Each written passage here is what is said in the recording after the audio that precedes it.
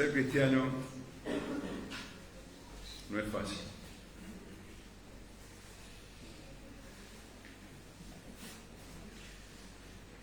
Se escucha mucho, hay muchos predicadores que llaman a las personas a un evangelio mentiroso. Frases como: Dios tiene un plan maravilloso para tu vida. Dios te ama tal cual sos. Dios quiere cumplir tus sueños.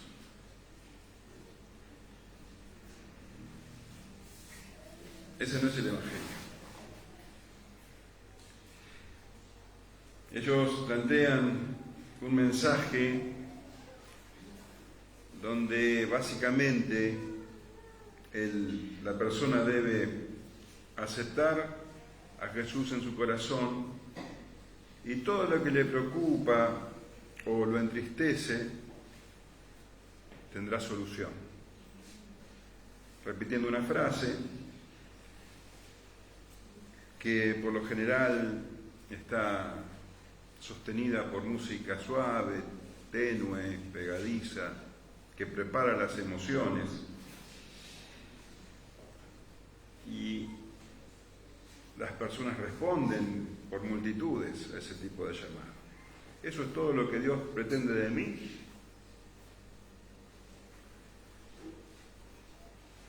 Que repite una oración,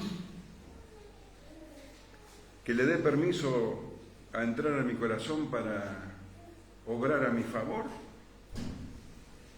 Y así muchos son engañados y creen que son cristianos por haber respondido a ese tipo de llamado. ¿Cómo no va a atraer multitudes un mensaje de ese tipo? Entonces, como resultado, hay miles de iglesias cristianas que en realidad no son iglesias, y las personas que concurren no son cristianas. Es muy trágico. Personas que respondieron emocionadas a un llamamiento engañoso y así viven precisamente engañadas de que irán al cielo, porque alguna vez hicieron una oración repetida. El cristianismo no es eso. El cristianismo es otra cosa. Tiene que ver con reconocer el pecado, la maldad, la rebeldía ante Dios en el corazón. Tiene que ver con arrepentirse, con dolor, con entender que la condenación es justa y clamar por perdón, aferrándose desesperadamente al Salvador Jesucristo, y dejar la vida pasada y negarse a uno mismo. De eso se trata el verdadero cristianismo, a estar incluso dispuesto a morir por el Señor. No es otra cosa lo que el Señor exige. Mateo 16:24 dice: entonces Jesús dijo a sus discípulos: si alguno quiere venir en pos de mí, niéguese a sí mismo y tome su cruz y sígame. Porque todo el que quiera salvar su vida la perderá, y el que pierda su vida por causa de mí la hallará. Si vos pensabas que el evangelio es fácil, que la vida cristiana es fácil, estás equivocado. Lucas 14:26 dice: si alguno viene a mí y no aborrece a su padre y madre y mujer e hijos y hermanos y hermanas, y aún también su propia vida, no puede ser mi discípulo. Y el que no lleva su cruz y viene en pos de mí no puede ser mi discípulo. Y más adelante, en el 33 dice: así pues, cualquiera de vosotros que no renuncia a todo lo que posee no puede ser mi discípulo. No, el cristianismo no es fácil.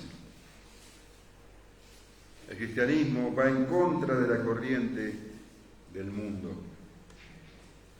La corriente del mundo es llevada adelante ¿por quién? Por Satanás. Y todos son arrastrados por esa corriente.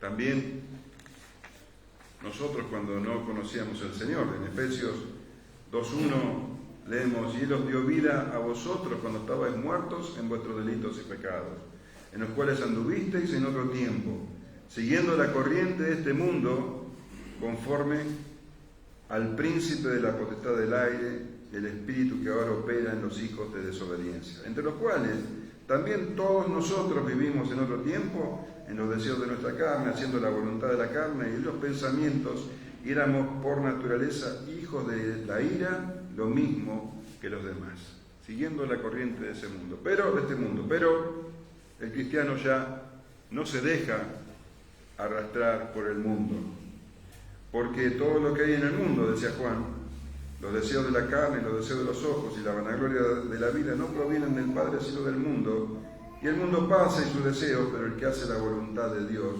permanece para siempre. El cristiano no es arrastrado por el mundo, y el apóstol Pablo afirmó en Gálatas 6:14: pero lejos esté de mí gloriarme sino en la cruz de nuestro Señor Jesucristo, por quien el mundo me es crucificado y yo al mundo. En la Nueva Traducción Viviente dice: debido a esa cruz, mi interés por este mundo fue crucificado, y el interés del mundo por mí también ha muerto. El precio de no ser parte de esta corriente del mundo, de no seguir la corriente del mundo, es alto. Por eso tenemos que tener claro que ser cristiano no es sencillo, no es fácil. El Señor Jesús dijo: si el mundo os aborrece, sabed que a mí me ha aborrecido antes que a vosotros. Si fueras del mundo, el mundo amaría lo suyo, pero porque no soy del mundo, antes yo os elegí del mundo, por eso el mundo os aborrece. Acordaos de la palabra que yo os he dicho: el siervo no es mayor que su Señor. Si a mí me han perseguido, también a vosotros perseguirán. Si han guardado mi palabra, también aguardarán la vuestra. Mas todo esto os harán por causa de mi nombre, porque no conocen al que me ha enviado. Ser cristiano no es sencillo. El precio es alto. Sin embargo, hoy en día puede parecer fácil. Puede ser fácil en este sector del mundo, en Oriente, en muchos lugares del mundo. Ser cristiano sigue siendo peligroso. Los cristianos siguen siendo perseguidos. Pero aquí, donde nos ha tocado vivir,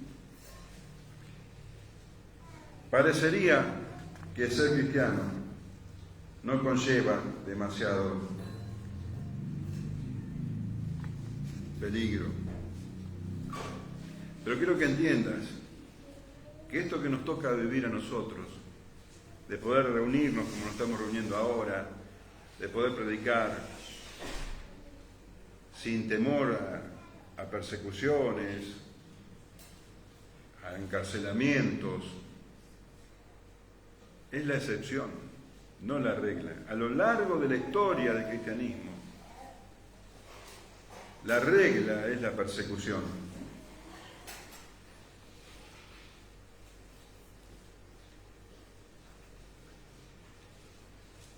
El cristianismo siempre fue motivo de burla, de rechazo, de oposición. Y la muerte no era ajena. El apóstol Pablo afirmó: para mí el vivir es Cristo y el morir es ganancia. ¿Sabés que lo escribió eso desde una cárcel? donde la muerte era una muy posible realidad. Para mí, el vivir es Cristo y el morir es ganancia. Pero, como te decía, para nosotros, para los que vivimos en esta parte del mundo, en este tiempo, el cristianismo puede parecer sencillo, puede parecer fácil, puede no acarrear, o parecer que no acarrea riesgo. Nadie nos amenaza. Podés mirar afuera y vas a ver que no hay ninguna persona armada esperándonos para matarnos. Y eso es verdad. Y podemos pensar que ante una realidad tan favorable, bueno, el cristianismo debería crecer, la palabra debería correr con libertad, el evangelio debería ser predicado con mayor facilidad. Sin embargo, es todo lo contrario. Precisamente cuando hay persecución es cuando el evangelio más crece. Y en los tiempos de bonanza, como el que estamos viviendo, ocurre todo lo contrario. Lo vemos en la Escritura. La primera gran persecución del cristianismo ocurrió en Jerusalén, en los primeros tiempos.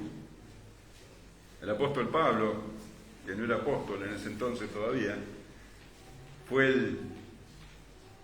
el cabecilla de esa persecución. Y mirá lo que ocurrió, te lo voy a leer en la Nueva Traducción Viviente.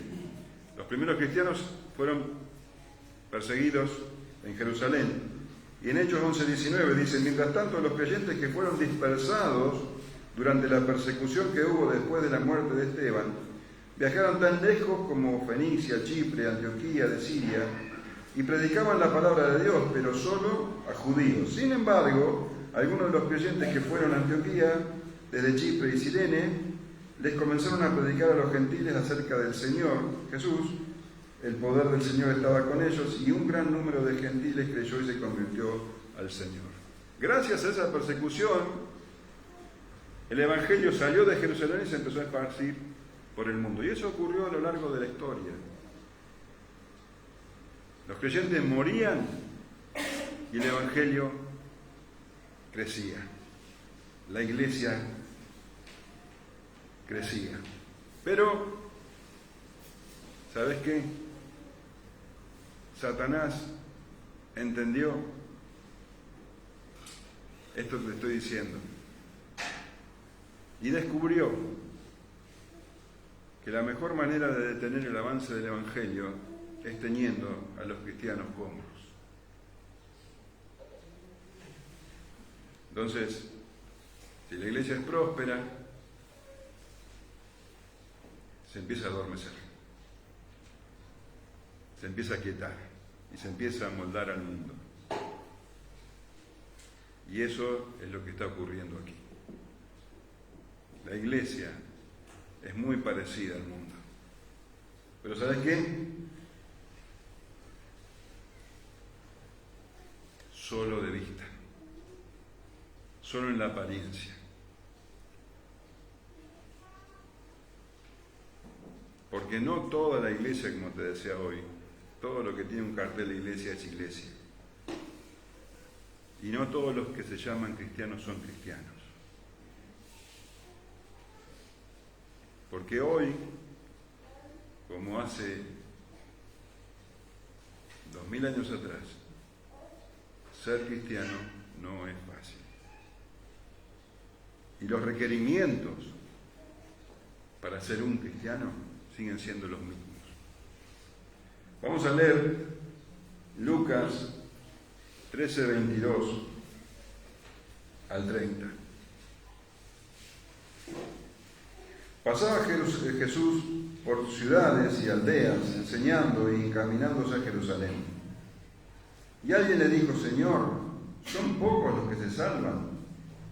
Y él les dijo: esforzaos a entrar por la puerta angosta, porque os digo que muchos procurarán entrar y no podrán. Después que el padre de familia se haya levantado y cerrado la puerta, y estando fuera empecéis a llamar a la puerta diciendo: Señor, Señor, ábrenos. Él respondiendo os dirá: no sé de dónde sois. Entonces comenzaréis a decir: delante de ti hemos comido y bebido, y en nuestras plazas enseñaste. Pero os dirá: os digo que no sé de dónde sois. Apartaos de mí todos vosotros, hacedores de maldad. Allí será el llanto y el crujir de dientes, cuando veáis a Abraham, a Isaac, a Jacob y a todos los profetas en el reino de Dios, y vosotros estéis excluidos. Porque vendrán de oriente y de occidente, del norte y del sur, y se sentarán a la mesa en el reino de Dios. Y aquí hay postreros que serán primeros, y primeros que serán postreros.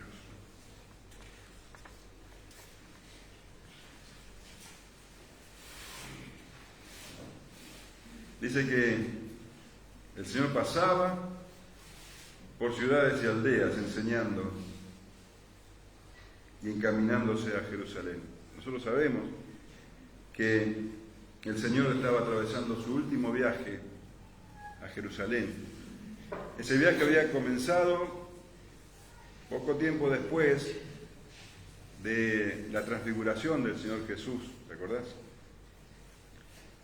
En el capítulo 9, versículo 51, leemos: cuando se cumplió el tiempo en que él había de ser recibido arriba, afirmó su rostro para ir a Jerusalén.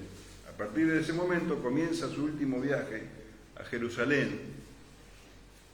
Y si te acordás, él le encomienda a 70 hombres que vayan a las aldeas y a las ciudades donde él iba a ir después, para que predicaran el reino y prepararan el terreno, por decirlo así, para que él pudiera ser escuchado en esos lugares. Y así él recorría las ciudades y aldeas con un mensaje ya urgente, porque el tiempo se acercaba, el tiempo se terminaba. Allí en Jerusalén lo estaba esperando la cruz. El Señor anunciaba el evangelio del reino, decía a la gente que debían arrepentirse y creer en Él. Y las señales y los milagros atestiguaban que lo que Él decía era verdad y que Él era el Mesías esperado, el Hijo de Dios. Pero este mensaje era rechazado por la mayoría, porque resultaba chocante que alguien les dijera a ellos, que eran los judíos, el pueblo de Dios, los descendientes de Abraham según la carne, que debían arrepentirse, que estaban en condenación. Claramente el mensaje del Señor Jesús dividía a los hombres en dos, en los que son salvos y los que no son salvos. El Señor Jesús decía, por ejemplo, en Juan 3:18, el que en Él cree no es condenado, pero el que no cree ya ha sido condenado porque no ha creído en el nombre del unigénito Hijo de Dios. El mundo se dividía en dos, en los que creían y en los que no creían en Él. En Lucas 11:23 dice: el que no es conmigo contra mí es, y el que conmigo no recoge desparrama. Claramente, el mensaje del Señor Jesús dividía las aguas, en salvos y no salvos. Por eso dice que él, en ese viaje, alguien, no sabemos quién, le dijo: Señor, son pocos los que se salvan. Era alguien que había escuchado el mensaje, se ve que lo había escuchado atentamente y que entendió. Y le hace esta pregunta: Señor, ¿Son pocos los que se salvan? Y el Señor no le responde la pregunta, por lo menos no directamente. Porque lo verdaderamente importante no es el número, no es que vos entiendas o sepas cuántos son los que se salvan. Lo verdaderamente importante es que vos sepas si vos sos salvo, si vos estás entre los que se salvan.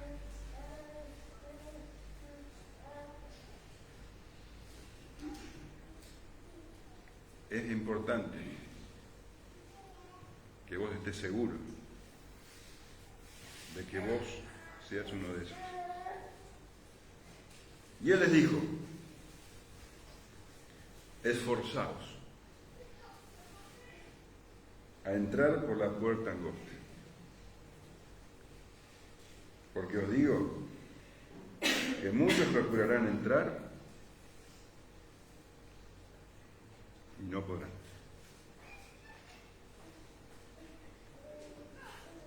El Señor, como te decía, no le respondió directamente. Tampoco le habló a él en particular, sino que habló a todos los que estaban presentes, no sabemos cuántos, pero habló en plural.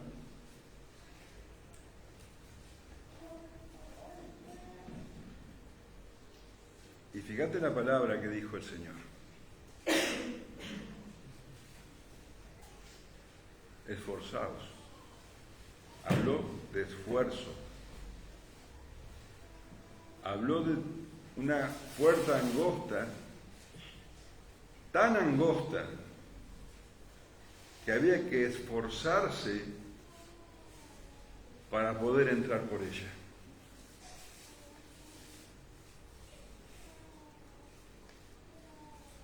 Está hablando de salvación. Esforzaos, dice el Señor, por entrar por la puerta angosta. Y esa palabra, mirá qué curioso, esforzaos, viene del griego agonizomai. De esa palabra viene la palabra agonizar. Agonicen. Está hablando de un esfuerzo extremo. Habla de una lucha enorme para poder entrar por esa puerta. ¿Te resulta chocante? Estamos hablando de salvación y te dice esfuerzo. Qué chocante que resulta, ¿no? Que el Señor nos hable de esfuerzo cuando estamos acostumbrados a un evangelio liviano, sin demandas. Y el Señor dice: esforzaos. Parece una herejía. ¿Cómo el Señor ahora nos dice que nos tenemos que esforzar por entrar por la puerta angosta? Ahora, no te confundas. La salvación es únicamente por la gracia soberana de Dios. Nadie puede venir a Cristo si el Padre no lo atrae. Juan 6:44 dice: ninguno puede venir a mí si el Padre que me envió no le trajere, y yo le resucitaré en el día postrero. Nadie puede conocer al Padre si el Hijo no se lo revela. Mateo 11:27 dice: todas las cosas me fueron entregadas por mi Padre, y nadie conoce al Hijo sino el Padre, y al Padre conoce a alguno sino el Hijo, y aquel a quien el Hijo lo quiera revelar. Los pecadores están muertos en sus delitos y pecados y no se pueden salvar por sí mismos. La única manera es por la gracia de Dios, no por sus esfuerzos. Tito 3:3 dice: porque nosotros también éramos en otro tiempo insensatos, rebeldes, extraviados, esclavos de concupiscencia y deleites diversos, viviendo en malicia y envidia, aborrecibles y aborreciéndonos unos a otros. Pero cuando se manifestó la bondad de Dios, nuestro Salvador, y su amor para con los hombres, nos salvó, no por obras de justicia que nosotros hubiéramos hecho, sino por su misericordia, por el lavamiento de la regeneración y por la renovación en el Espíritu Santo. Es por pura gracia, por pura gracia. Pero cuidado,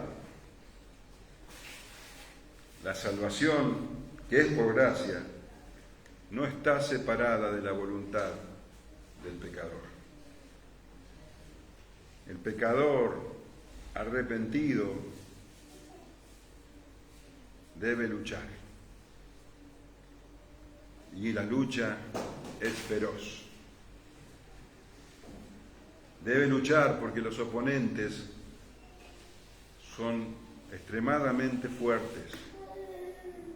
Y esos oponentes son el propio diablo, el mundo y el mismo yo, la carne. Entonces, debe esforzarse y luchar con todas sus fuerzas para vencer. Esos enemigos son implacables.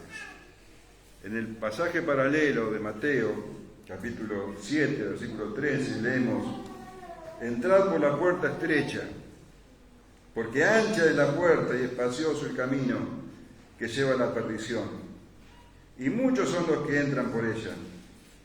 Porque estrecha es la puerta y angosto el camino que lleva a la vida, y pocos son los que lo hallan. La puerta es tan estrecha que hay que esforzarse para entrar. Y para poder entrar tenés que dejar afuera todo lo que traes. Debes despojarte de todo lo que venía con vos. El apóstol Pablo escribió a los Filipenses en el capítulo 3, versículo 7: pero cuántas cosas eran para mí ganancia, las he estimado como pérdida por amor de Cristo. Y ciertamente aún estimo todas las cosas como pérdida por la excelencia del conocimiento de Cristo Jesús, mi Señor, por amor del cual lo he perdido todo y lo tengo por basura para ganar a Cristo. Vos no podés entrar por esa puerta trayendo todas las cosas que antes amabas. Tenés que dejar atrás el pecado, el orgullo, el amor propio. Tenés que negarte a vos mismo. Dice el Señor: muchos procurarán entrar y no podrán. En el pasaje paralelo de Mateo nos damos cuenta porque hay tantas ofertas mentirosas, engañadoras, pero tan fáciles de seguir, que muchos entran por esas puertas. Aquellos que no tienen arrepentimiento ni discernimiento son conducidos hacia la puerta ancha, son engañados y, creyendo un falso cristianismo, se encaminan hacia el infierno. Después que el padre de familia se haya levantado y cerrado la puerta, y estando fuera empecéis a llamar a la puerta diciendo: Señor, Señor, ábrenos, él respondiendo dirá: no sé de dónde sois. La puerta no solamente es estrecha, sino que no permanece abierta para siempre. Llegará un momento en que esa puerta se cierre y ya nadie podrá entrar por ella. El Señor lo compara con un padre de familia que se hace de noche, cierra la puerta de la casa y no deja entrar a ningún extraño. Por más que llame, los extraños no entrarán.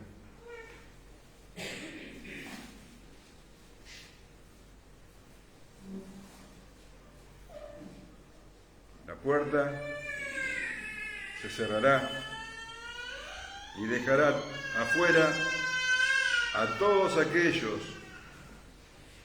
que durante este tiempo de gracia no se quisieron esforzar para entrar. El Señor todo el tiempo estuvo llamando y sigue. Llama a estar preparados. En Lucas 12:40 decía, vosotros pues también estad preparados, porque a la hora que no penséis el Hijo del Hombre vendrá. El Señor Jesús decía, prepárense, estén listos, entren por la puerta estrecha. Los llamó también a rendir cuentas delante de Dios, ¿te acordás? En Lucas 12:54, él cuenta una parábola y dice, cuando vayas al magistrado con tu adversario, procura en el camino arreglarte con él, no sea que te arrastre al juez y el juez te entregue al alguacil y el alguacil te meta en la cárcel. Arreglá tus cuentas con Dios ahora. En una ocasión los judíos criticaban a unas personas que habían muerto de manera violenta, ¿te acordás? Se le había caído la torre de Siloé a unos, otros habían sido asesinados por Pilatos mientras hacían sacrificios. Y los judíos pensaban que esas personas habían recibido el juicio de Dios porque eran más pecadores que el resto. Y el Señor les dijo en 13:3, os digo, no, antes si no os arrepentís, todos pereceréis igualmente. El Señor estaba y sigue anunciando, este es el tiempo de gracia, arrepiéntanse, arrepiéntanse, entren por la puerta estrecha, niéguense a sí mismos, síganme.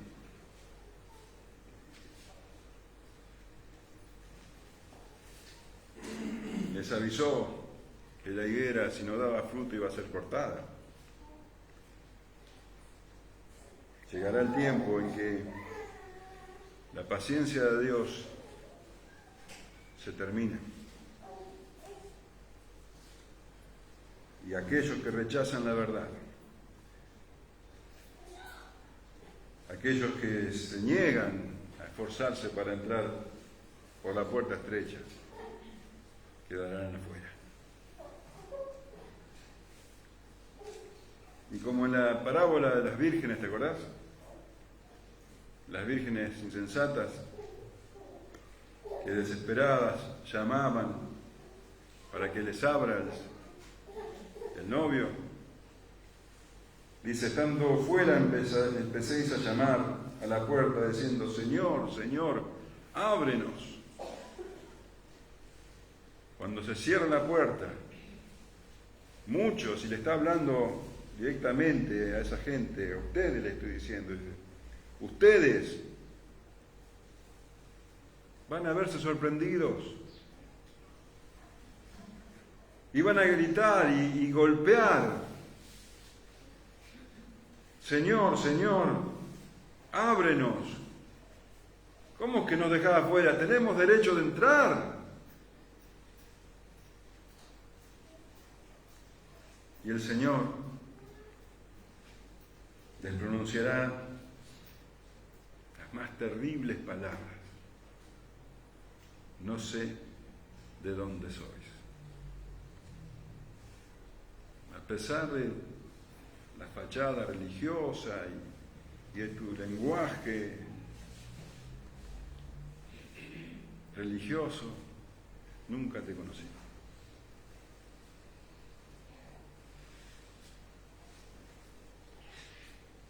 Entonces comenzaréis a decir, delante de ti hemos comido y bebido, y en nuestras plazas enseñaste.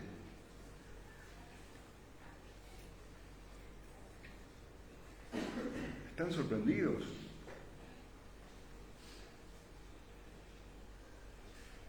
No pueden creer su situación.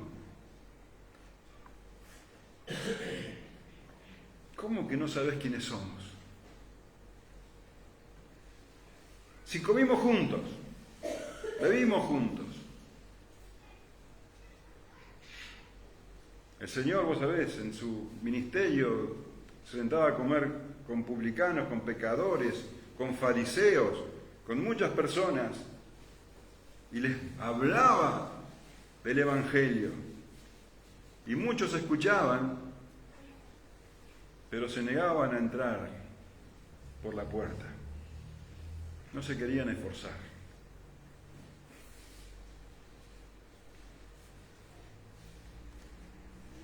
Y en nuestras plazas predicaste. Quiere decir que reconocían que habían escuchado su mensaje, pero no habían obedecido al mensaje. No se esforzaron para ver. ¿Cómo que no nos conoces?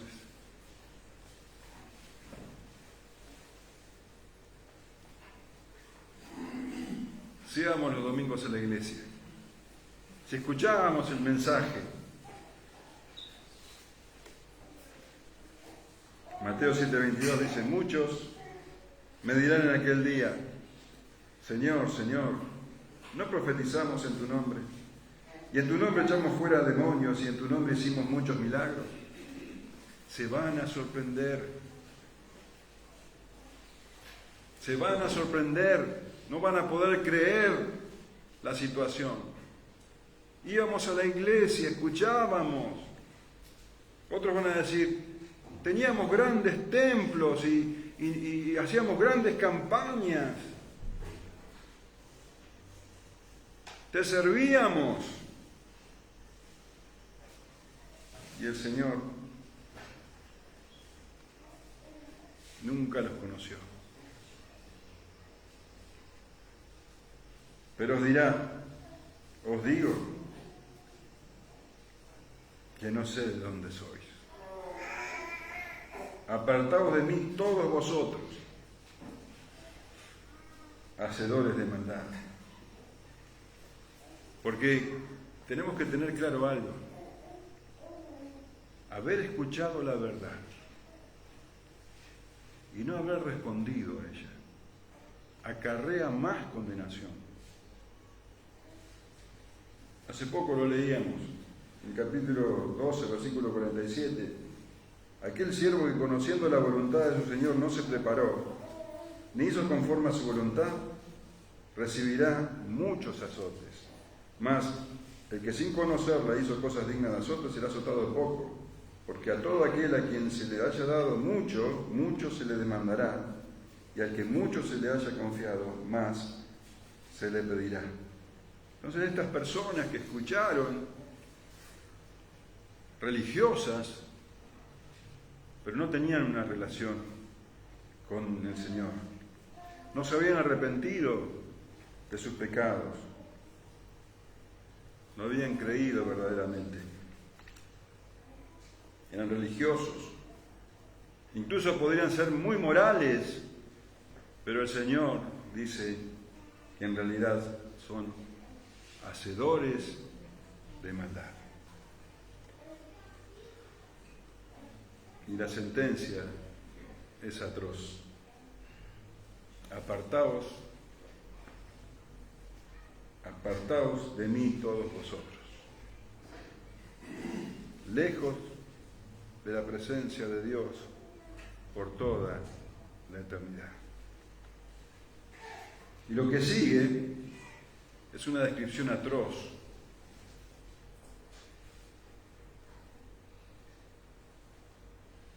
Del destino de los perdidos. Allí será el llanto y el crujir de dientes. Cuando veáis a Abraham, a Isaac, a Jacob y a todos los profetas en el reino de Dios, y vosotros estéis excluidos, porque vendrán del oriente y del occidente, del norte y del sur, y se sentarán a la mesa en el reino de Dios. Allí, en el infierno, donde todo es dolor, dice que habrá llanto. Llanto. Llanto por la sorpresa espantosa de quienes creían que merecían el cielo y se encontraron ahora en esa situación.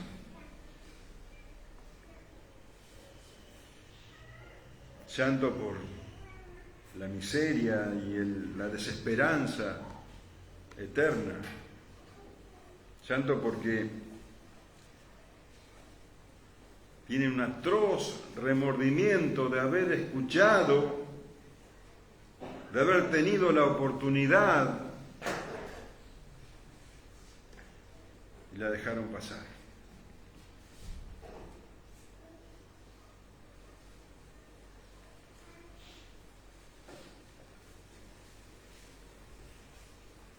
Y cuanto más rechazaron la palabra, mayor condenación, porque al que se le da mucho, mucho se le demandará.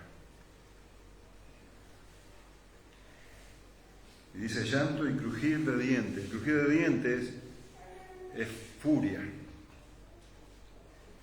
es ira.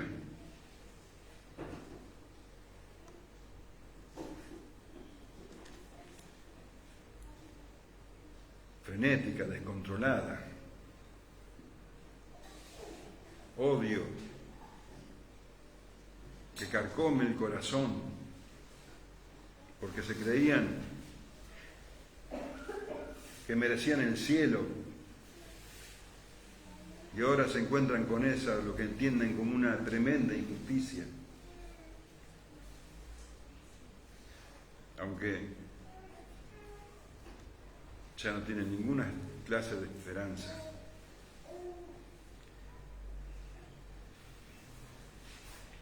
Y crujir de dientes porque tienen una venenosísima envidia por aquellos que sí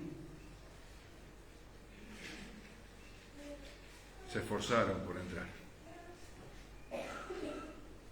Porque particularmente el Señor ahora le estaba hablando a los judíos.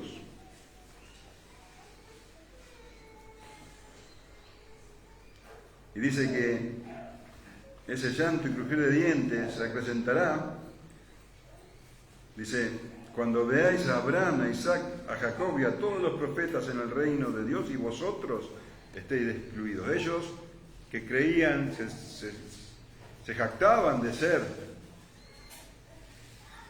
admiradores, seguidores de estos profetas, de estos patriarcas,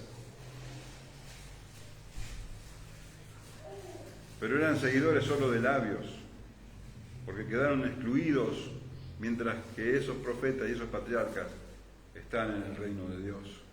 Y esto los llenará de furia, que les hará crujir los dientes, pero además de todo, más furia y más crujir de dientes, porque aquellos a los que tanto menospreciaban y odiaban, tienen acceso al reino y ellos no.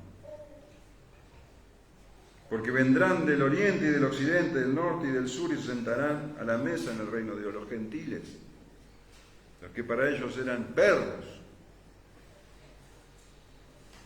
Y he aquí, hay postreros que serán primeros y primeros que serán postreros. Los judíos eran los primeros. El reino de Dios fue anunciado primero a los judíos. Y muchos, no todos, pero muchos, serán postreros. Y muchos que en esta vida son despreciados, son los últimos, menospreciados, sin gloria, sin prestigio, serán los primeros allí.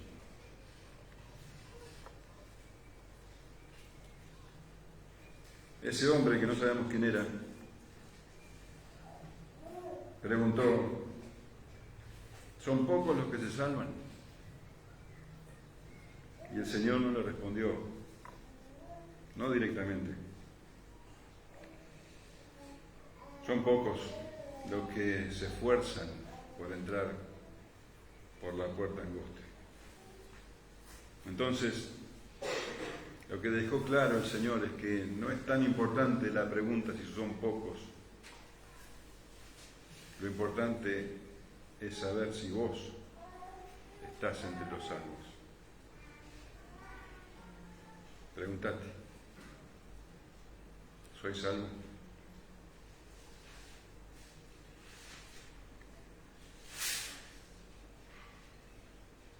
¿Me esfuerzo para estar en la puerta angosta o estoy entrando por la puerta ancha?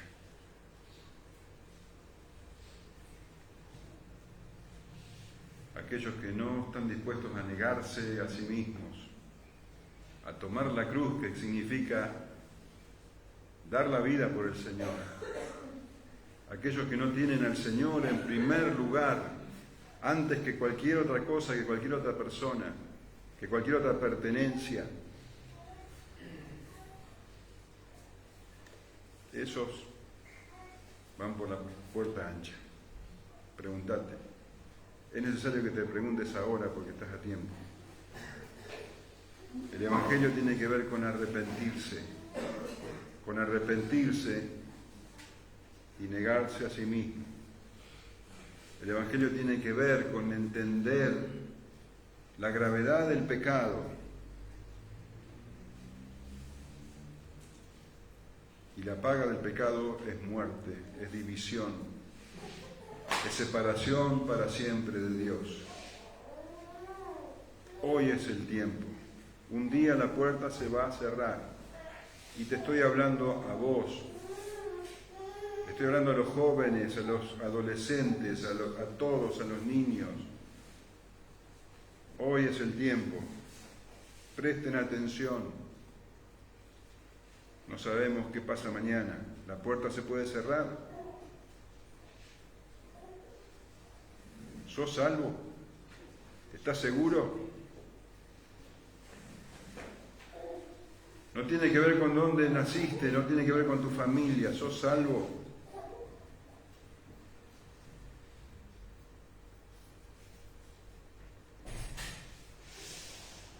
¿Sos salvo? ¿Estás seguro? La puerta se va a cerrar. En algún momento se va a cerrar. No quedes afuera, porque es para toda la eternidad.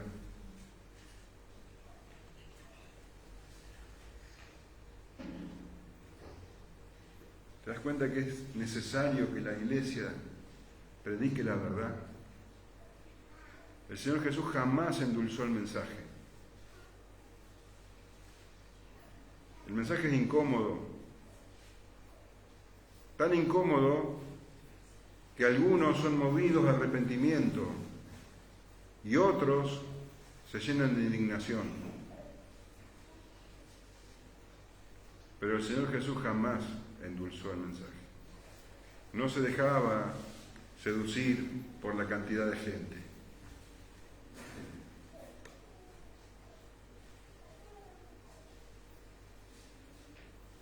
Esforzaos, dice el Señor, por entrar por la puerta estrecha.